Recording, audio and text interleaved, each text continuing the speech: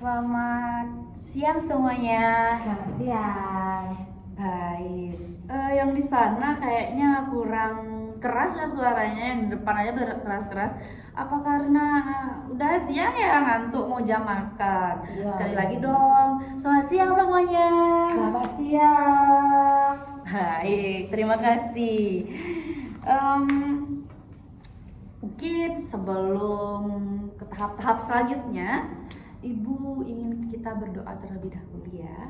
Baik, untuk sesi kali ini Ibu akan pimpin sendiri. Baik, untuk semuanya berdoa dimulai. Berdoa selesai.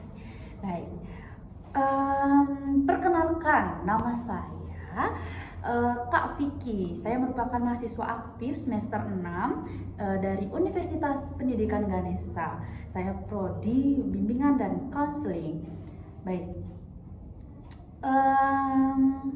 semoga kita bisa melaksanakan bimbingan klasikal, bimbingan kelompok, konseling kelompok, dan konseling individu berjalan dengan lancar ya. Ibu harap partisipasi adik-adik. Selanjutnya Ibu akan mengabsen. Ini udah ada absennya ya. Yang nggak hadir itu absen 3 dan 10. Izin. Benar itu ketua kelas. Siapa ketua kelasnya? Saya Ibu. Baik, siapa namanya? Cynthia Ibu. Baik, Cynthia. Benar itu ya, nomor 3 sama 6. Ya. Oh ya, 6. Oke, 3 sama 6. Baik. Selanjutnya karena mungkin mengantuk, Ibu akan mengajak kalian ice breaking sebentar. Oke, ice breaking kali ini yaitu menanamkan kalian untuk fokus. Baik, kalau Ibu bilang panjang-panjang, kalian harus jawab pendek-pendek ya. Tangannya gini ya, pendek-pendek. Panjang-panjang, pendek-pendek. Panjang-panjang, pendek-pendek. Kalau Ibu bilang panjang, kalian harus bilang pendek. Kalau Ibu bilang pendek, kalian harus bilang panjang. Oke, bisa dimulai? Bisa. Pendek, Panjang. panjang, Pendek. pendek, Panjang. panjang, Pendek. panjang, Pendek.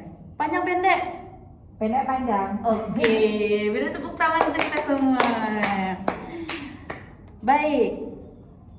Selanjutnya karena kita sudah berkenalan, kita juga sudah berdoa. Nah, maka Ibu akan memberikan tujuan untuk bimbingan klasikal pada hari ini.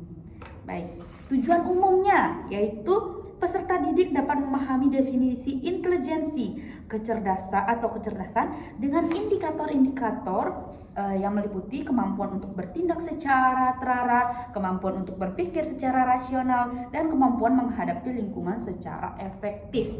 Nah, topik pada kali ini ada yang tahu nggak? Tadi Ibu sudah sempat spill dikit-dikit. Ada yang tahu topik kita? Tujuan umum, nah. Ayo. Mungkin tentang kecerdasan. Ya benar, kecerdasan atau intelijensi. Nah, selanjutnya Ibu akan memberikan materi tentang kecerdasan.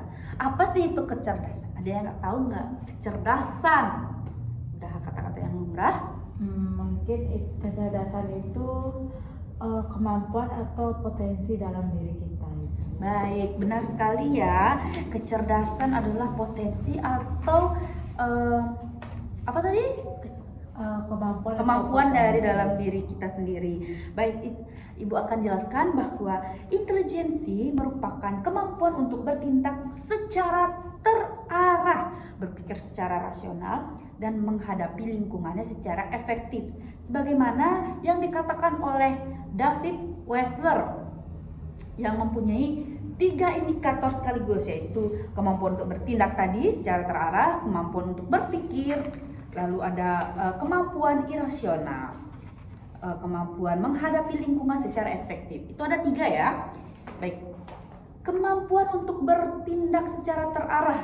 Kenapa sih intelijensi itu berkaitan dengan kemampuan untuk bertindak secara terarah? Karena kemampuan secara terarah ini merupakan kemampuan individu yang menetapkan tujuan dan merencanakan langkah-langkah yang diperlukan untuk mencapai sesuatu. Nah, individu dengan kemampuan ini dapat mengorganisir tindakan mereka yang jelas dan fokus. Contohnya, seorang pelajar yang merencanakan studinya dengan membuat jadwal belajar untuk ujian. Ia menetapkan tujuan untuk mempelajari setiap mata pelajaran secara teratur dan menyiapkan materi yang diperlukan untuk setiap sesi belajar. Nah, itu merupakan tindakan yang terarah dan karena dia mempunyai suatu tujuan. Oke.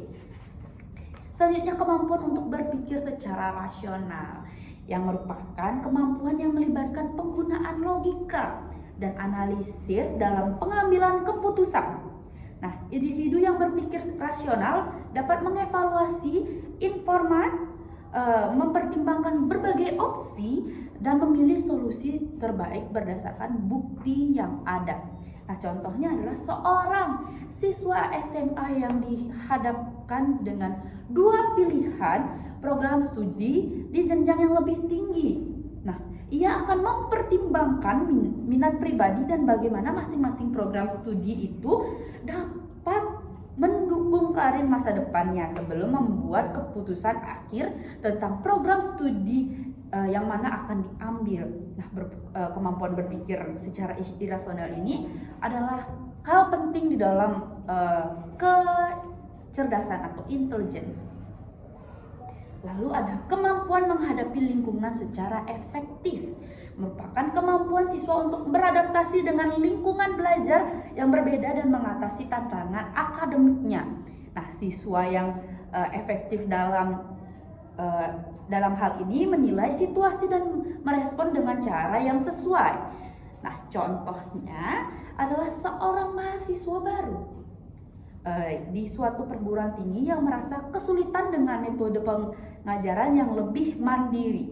Ia proaktif dan mencari bantuan dari dosen, bergabung dengan kelompok studi dan menggunakan sumber daya kampus seperti pusat bimbingan untuk meningkatkan pemahaman materi kuliah. Bisa dimengerti dengan 3 indikator dan penjelasannya? Bisa. Baik. Untuk itu, apakah ada pertanyaan dari intelligence ini? Ada itu. Baik, apa itu? Jadi indikator yang kemampuan menghadapi lingkungan secara efektif. Nah, tadi Ibu menjelaskan tentang bagaimana kemampuan siswa untuk beradaptasi dengan lingkungan belajar yang berbeda. Baik. Nah, kebetulan saya anak pindahan Ibu. Ya. Lingkungan belajar saya yang dulu sama yang sekarang ini agak berbeda Ibu, karena dulu saya sekolah di swasta dan sekarang saya pindah ke negeri. Ibu pasti tahu, pasti lingkungan belajarnya sangat berbeda. Bagaimana sih caranya kita bisa beradaptasi dengan baik itu? Baik. Siapa tadi namanya? Cynthia Ibu. Baik, Cynthia, mungkin beradaptasi pada lingkungan ya. Kamu bisa mencari satu teman dulu deh. Dari hal-hal terkecil, satu teman dulu di lingkungan itu. Lalu siapa tahu satu teman itu mempunyai teman-teman yang lain. Nah, dari sana kamu akan mengenali beberapa orang untuk menjadikan kamu teman dan akan merasa nyaman di lingkungan itu. Apalagi orang baru, pasti biasanya merasa terkucilkan ya. Nah, untuk itu langkah pertama kalau kamu bisa melakukan hal tersebut. Kalau misalnya kamu di ekstra, ini baru-baru nih, di ekstra kamu bisa mencari salah satu teman, lalu nanti kamu harus berbaur ya. Jangan sombong untuk berbaur atau menyapa dulu. Kalau misalnya orang itu sombong kepada kamu, nggak apa-apa ya.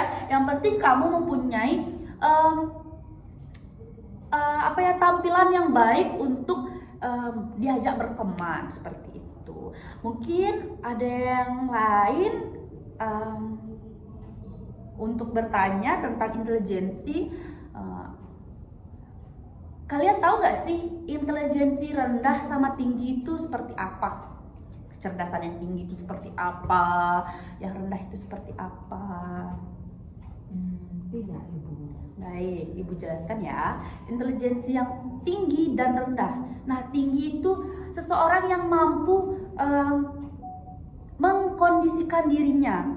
Dia mampu memusatkan tujuannya apa, dan ya intinya dia tuh tidak putus asa untuk mencapai suatu tujuannya. Contohnya nih ya, dosen Ibu namanya Prof. Darsane. Dia merupakan dosen yang sangat keren karena mempunyai gelar Cons juga, lalu beliau ini sangat dijadikan panutan di Universitas Ibu atau di Fakultas Ibu. Dia mempunyai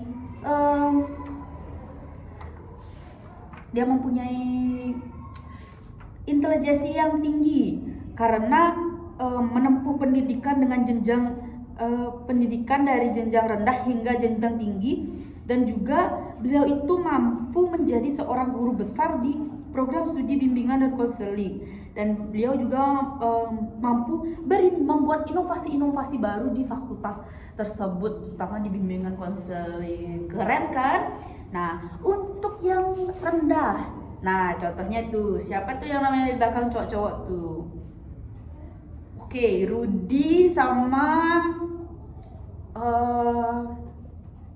Reza. Oke, Rudy, Indra. Oke, Rudy dan Indra. Nah, itu merupakan intelijensi yang rendah karena dia tidak fokus untuk mendengarkan siapa yang akan berbicara di sini. Intelijensi itu adalah suatu perilaku yang terlihat ya. Dia juga kurang berpartisipasi karena lebih memilih bercanda, malah bermain, padahal di depan lagi ada apa? Lagi ada seseorang yang menyampaikan suatu informasi yang sangat penting. Dan mereka itu juga seseorang yang tidak fokus saat saat pembelajaran dilalui. Baik, mungkin Ibu lanjutkan saja ya. Ini ada contoh-contoh intelijensi yang positif dan negatif dengan indikator-indikator yang sudah ada. Di sini yang pertama yaitu kemampuan untuk bertindak secara terarah yang positif.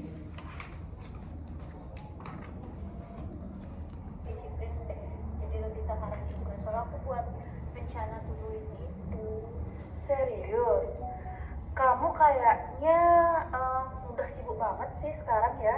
Nggak sibuk sih, cuma aku buat kayak to-do list. Soalnya kayak misalnya kalau Senin itu aku fokus belajar matematika, terus Selasa aku fokus belajar bahasa Inggris. Jadi nanti pas ujian itu aku nggak panik.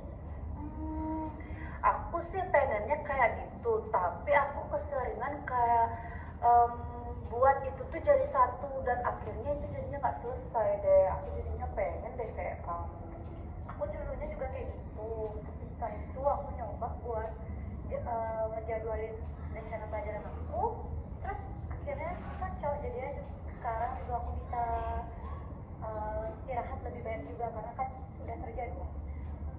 Aku rasa sih kamu itu udah nunjukin kalau kamu itu udah bisa menunjukkan kemampuan bertindak secara terarah sih ya.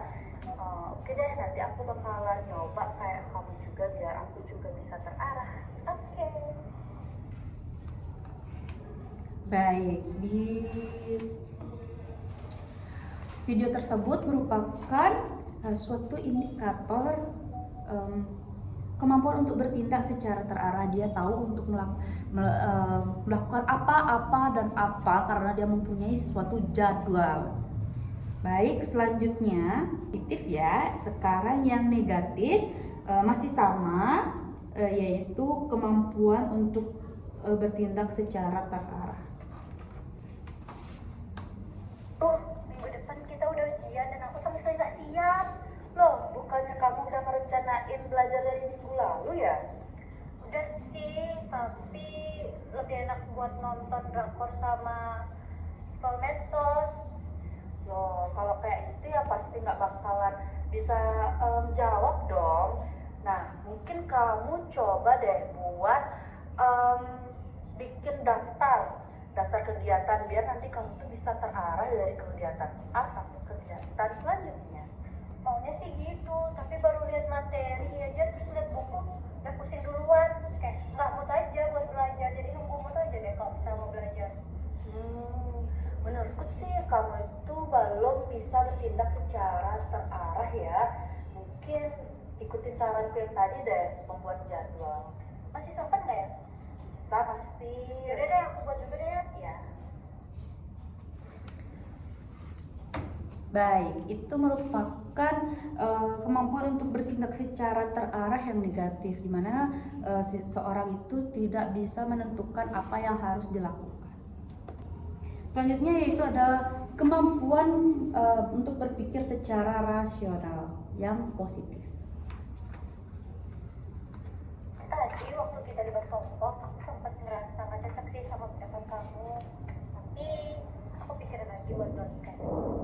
Ya, aku juga merasa gitu sih, kita kayak beda pandangan. Tapi aku merasa salut sama kamu karena kamu bisa tenang, padahal tadi situasinya agak tegang ya. Aku rasa gitu sih. Iya, soalnya aku belajar perbedaan itu nggak semuanya bisa jadi konflik. Jadi kalau misalnya bisa dijelaskan secara rasional kan bisa nambah wawasan. Bener banget. Aku juga bangga sama kamu karena kamu bisa nggak emosi. Padahal tadi itu kan riuh banget ya di kelas. Kamu itu bisa tenang dan bisa mengelola emosi. Iya, berpikir rasional itu penting.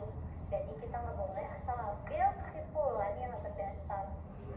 Iya sih, benar.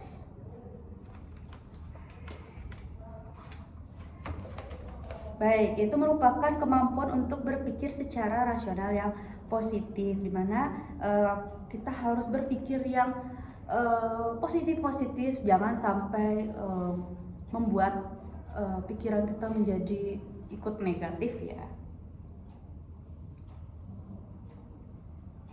Baik, sekarang yang negatif. Tadi pas diskusi, aku tuh langsung merasa kesel banget. Jadinya aku langsung ngeluarin unek-unek aku. Ya, aku lihat kamu kayak ngerasa emosi banget ya. Terus tuh jadinya debatnya jadi nggak bagus atau nggak bagus gitu. Iya, aku tuh kayak ngerasa nggak dihargain gitu loh. Tapi setelah aku pikir-pikir lagi, tapi kayaknya aku tadi terlalu reaktif gitu deh. Aku sih ngerasa gitu juga ya, tapi benar juga yang kata kamu harus berpikir dulu. Bisa jadi kan alasan yang lain itu mempunyai alasan yang kuat. Jadi kamu langsung marah-marah kayak gitu, diskusinya jadinya nggak produktif. Iya, aku nyesel sih. Next, aku belajar buat lebih rasional lagi. Semangat ya. Baik, ini adalah kemampuan berpikir secara rasional yang negatif, di mana dia tanpa memikirkan seseorang, dia melakukan tindakan yang kurang sesuai. Lalu yang terakhir ada yang kemampuan untuk menghadapi lingkungan secara efektif positif.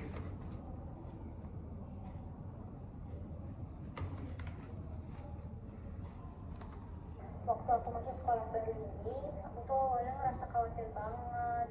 Tapi aku langsung ikut kegiatan OSIS, terus juga ekskul teater. Ih, hebat banget sih. Aku kira kamu itu anaknya yang gampang untuk nyesuaiin diri ke semua orang. Awalnya tuh canggung banget. Tapi setelah aku pikir-pikir, daripada aku sendiri terus, mending aku ikut berbagai kegiatan. Jadi sekarang aku punya banyak teman deh. Kamu berarti bisa menghadapi lingkungan yang baru dengan cara yang efektif ya? Iya betul, kuncinya itu ya bukan diri dulu. Lingkungan tuh gak bakal berubah kalau kita gak mulai duluan untuk mulai semuanya. Benar. Baik, dan video terakhir yaitu kemampuan untuk menghadapi lingkungan secara efektif yang negatif.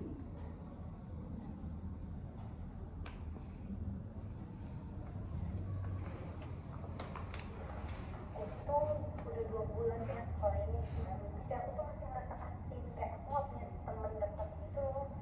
Kenapa kamu gak coba kegiatan sekolah dulu? atau mulai ngobrol-ngobrol sama teman yang lain, aku tuh takut gak diterima. Apalagi teman-teman yang lain tuh kayak udah punya kelompok masing-masing gitu loh. Kalau kamu nggak mulai duluan, mereka nggak tahu kalau kamu tuh mau gabung apa enggak. Harusnya kamu coba pelan-pelan deh. Iya sih, apa aku mungkin terlalu tertutup ya? Tapi aku nggak tahu harus mulai dari mana. Nanti aku bantu deh, kita coba di kegiatan ekskul dulu ya. Oke. Kasih. Ya. Baik, itu yang terakhir ya, kemampuan menghadapi lingkungan yang secara efektif namun yang negatif. Baik, dari video-video tersebut apakah ada yang pernah mengalami yang sama selain Cynthia tadi yang merasa di lingkungannya karena baru di lingkungan baru jadi nggak punya teman ya. Ada lagi yang lain misalnya nggak bisa mengelola emosinya seperti itu dan malas.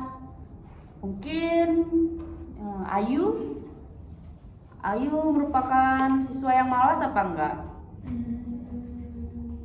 Sedikit. Sedikit. Kenapa begitu? Karena kadang-kadang saya kalau malas, tapi kadang saya merasa kalau rajin ya rajin. Baik, berarti setengah-setengah ya. 50-50. Oke. Karena mungkin ada lagi yang ingin ditanyakan? Tidak itu. Baik, karena tidak, ini ada selembar kuesioner, bisa dijawab selama 5 menit ya. Tidak perlu mencontek karena kuesioner ini untuk kelangsungan kita nanti melakukan bimbingan kelompok ya. Nanti Ibu akan membuat kelompok-kelompok, Ibu akan memilih sesuai dengan kuesioner yang kalian jawab. Baik, untuk itu Ibu bagikan. Untuk nama pakai huruf kapital. Mungkin ada pertanyaan? Tidak Ibu. Baik, selamat mengerjakan.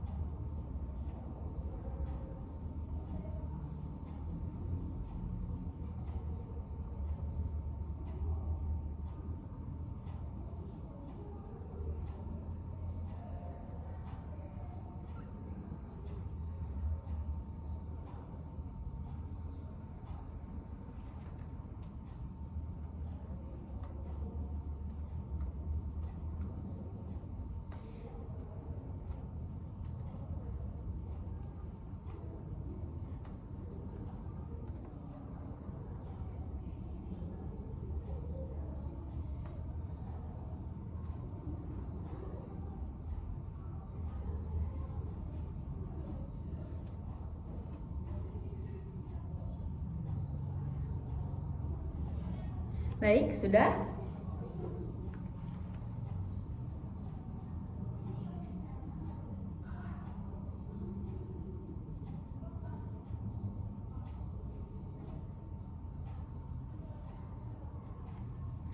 Baik, kalau sudah saya ambil ya.